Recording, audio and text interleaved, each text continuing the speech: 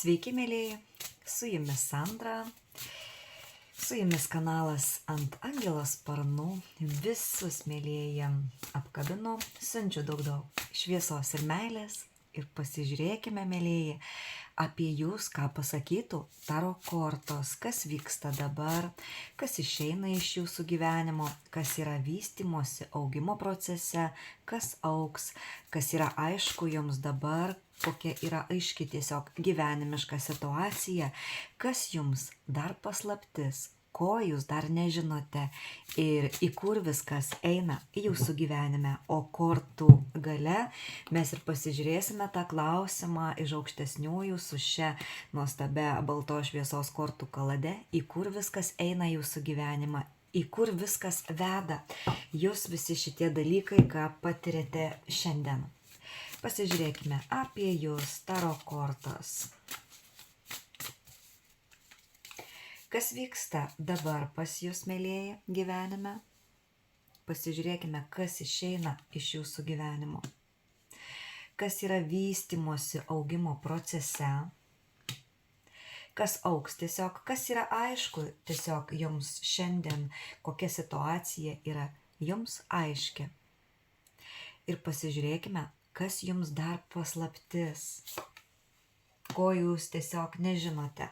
Na, ir pasižiūrėkime, į kur viskas eina gyvenime, į kur veda jūs visa šita situacija.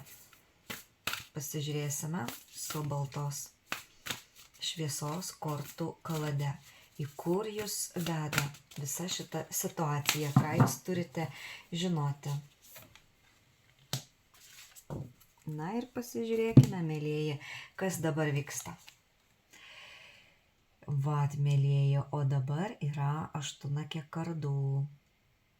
Žmogus bando išeiti iš kompleksų, iš suvaržymų, iš programų. O čia yra labai šaunuolis žmogus, jisai žiūri mano kortų skaitymus čia kažkas ir suprato, kad reikia visgi išeiti iš tų senų programų, iš tų senų paternų, iš tų senų šablonų, iš gėdos, iš baimių, atsisakyti senų kompleksų, nes negali judėti į priekį. Vat kas pas jūs šiandien vyksta. Kaip tai suprasti, mėlyjei, pasižiūrėkime. Nes negali žmogus judėti, jis visas toks kaip užblokuotas, kas pas jūs vyksta dabar. Pas kažką tai kūrybiniai procesai, mėlyjei, pas kažką vat, toksai užsidegimas, entuziazmas, sveikatoje kreipiate dėmesį, kažkas tai čia su sveikata savo susirūpino, kad jinai gerėtų ir gerėtų, gal vyrai potencija, mėlyjei. Taip, nes jūs sako žmogus, aš gyvenau visą laiką tokiam paviršiuje, nejaučiau gylio ir pritraukiau savo gyvenime melą, suktumus ir čia save galėjau apsigauti, gyvendamas senuose paternuose, senuose šablonuose. Vat dabar ir vyksta atsikapstymas ir tos laimės norėjimas, ėjimas į laimę šiandien pas jūs vyksta. Pas žemės ženklo moteris, pas žemiškas moteris. Taip. Žmonės nori, eina į tos šeimos, tos tokio gėrio, kažkam padeda ir šeima, mėlyjei, artimieji, išeiti iš infantilumo, iš savo baimių. Va čia žmogus jisai dirba, stoja akis į akį su savom baimėm, su tuo savo infantilumu. Na ir nori gyvenimą paimti į savas rankas, jisai sąmoningėja ir užsibaigė čia, mėlyjei, pas jūs vienas etapas gyvenime. Vienas gyvenime etapas užsibaigė ir pas jūs plečiasi sąmonė. Vat čia darbą didelį daro žmogus su savimi, nes labai turėjo daug kovų vidinių, prieštaravimų, kovojo žmogus pats su savimi. Nu vat, šaunuoliai. Dar pasižiūrėkime, kas išeina tiesiog iš jūsų gyvenimo. Išeina su visam.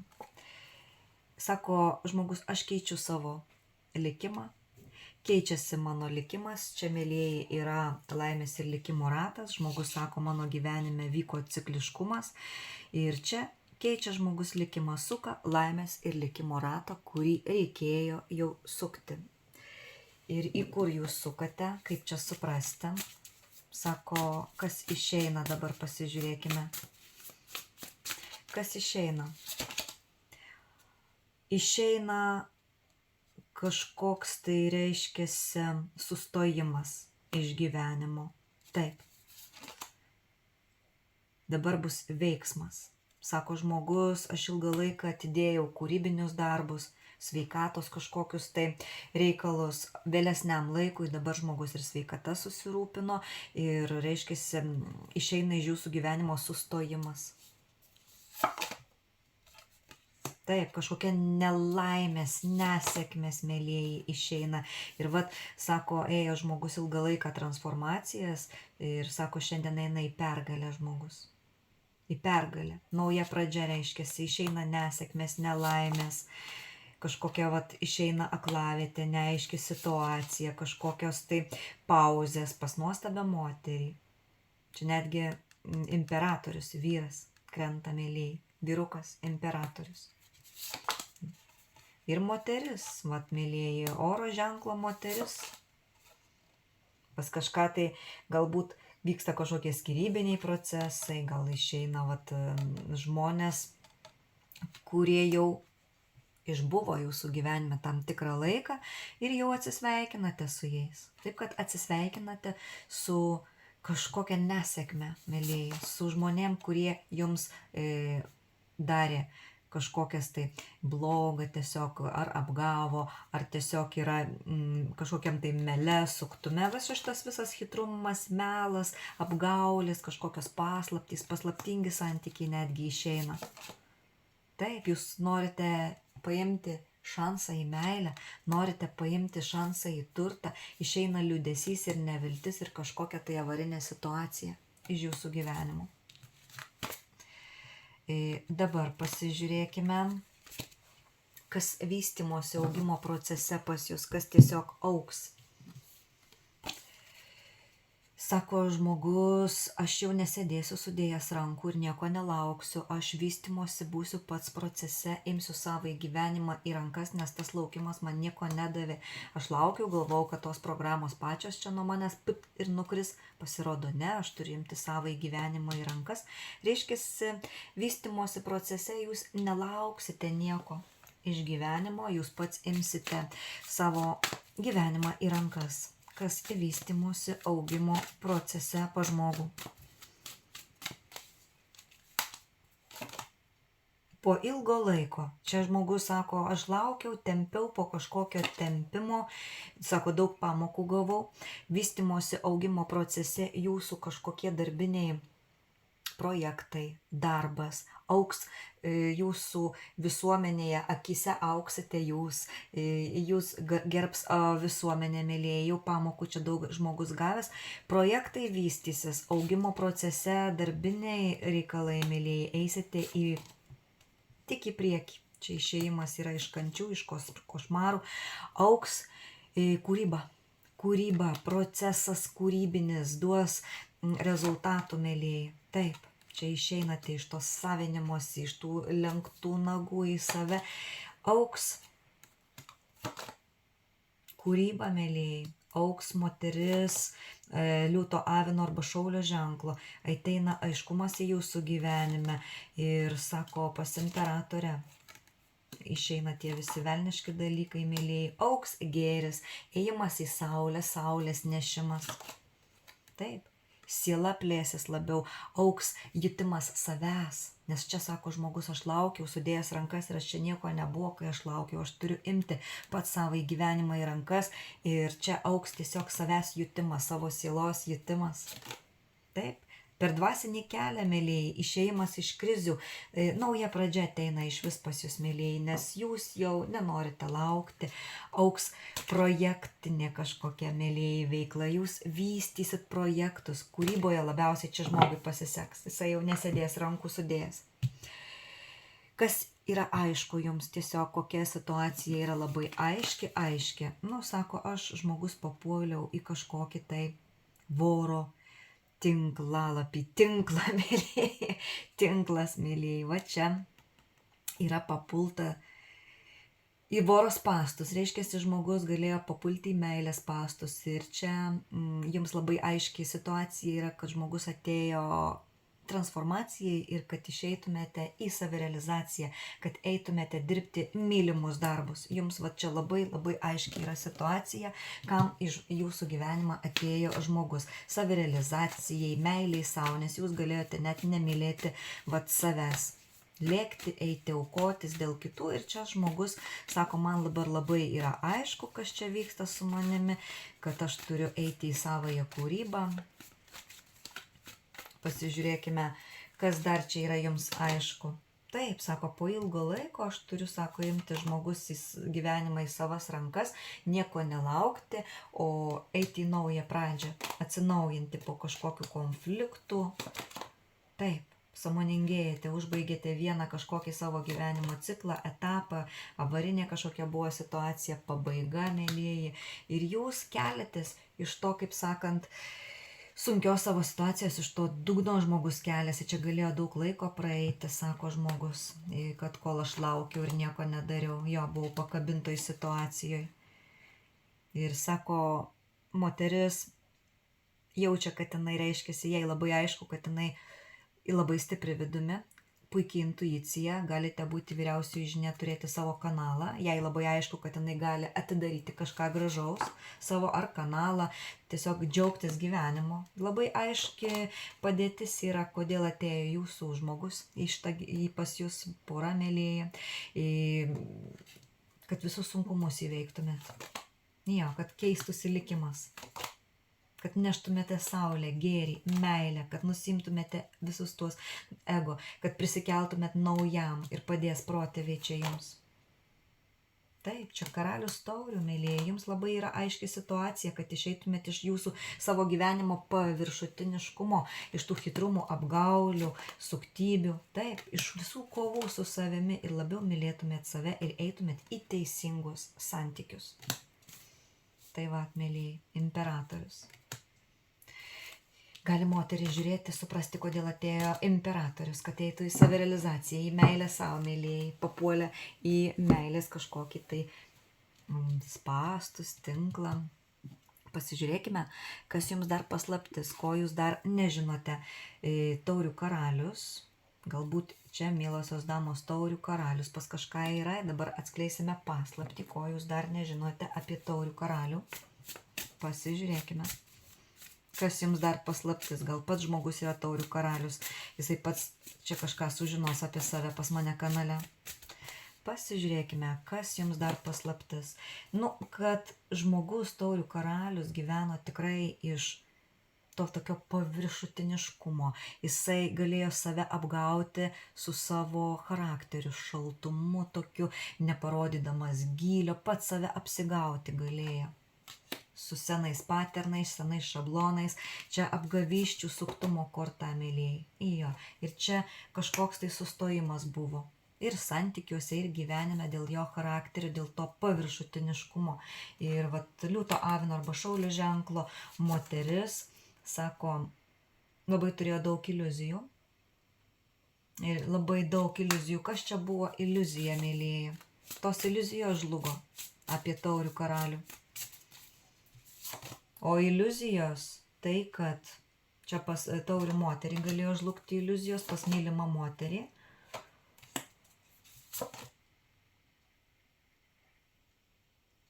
Galėjo žlugti iliuzijos apie kažkokį tai negatyvą, šaltumą.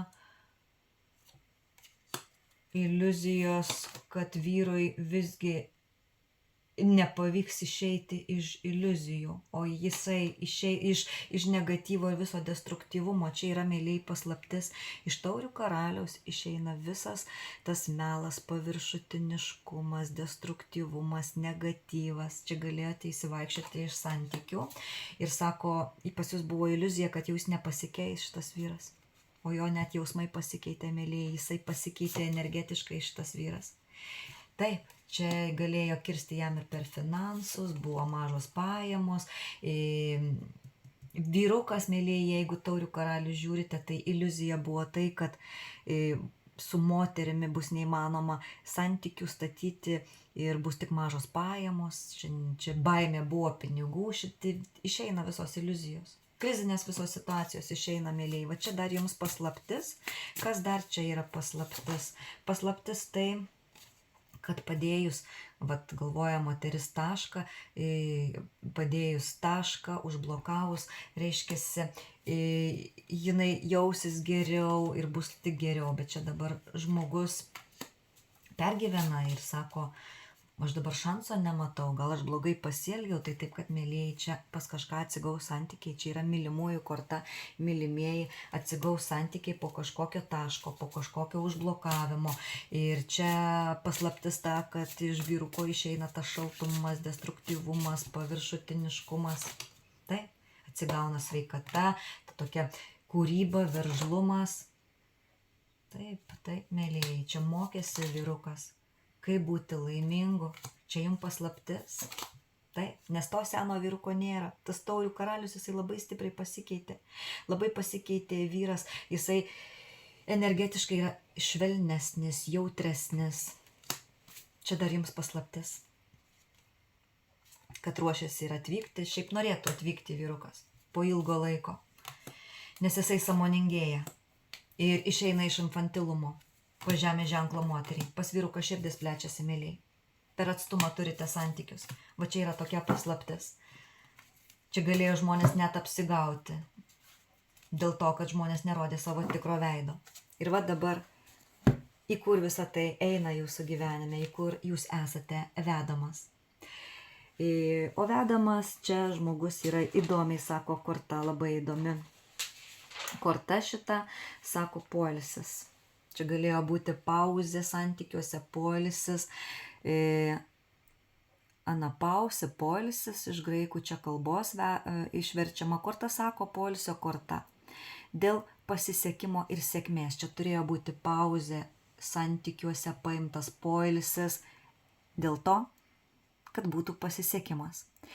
Nepasiduok ir savo širdį išlaisvink iš kovos. Duok savo poilsio, reiškiasi, išeinate iš kovų ir sako, esate fazėje sveikimo, pasveikimo. Ir jeigu pavargote, jaučiate, kad nėra jėgų, duok savo ilsėtis.